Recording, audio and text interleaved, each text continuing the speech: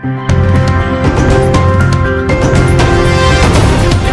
up, guys? Welcome back to another episode of the Daily Entertainment Bars right here on that TV. And as I always say, if you are new here and you haven't subscribed to our channel, can you click on the subscribe button below and also click on the bell icon so that anytime we drop a new content, you will be the first to be notified. So today's bars we have there's only one God.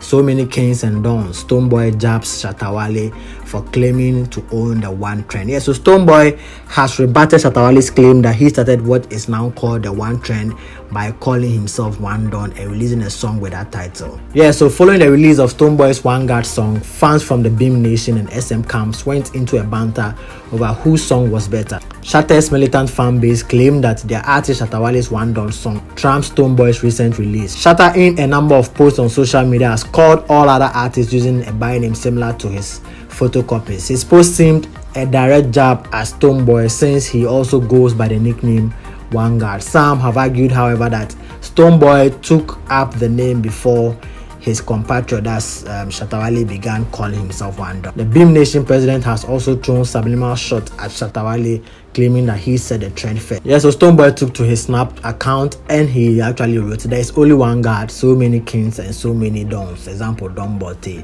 Yeah, guys, so this is what is actually happening from the camp of Shatta Wale and Stonebwoy. Kindly drop your comment in the comment. Who do you think actually started this one trend? I'll see you guys in the next video. Peace.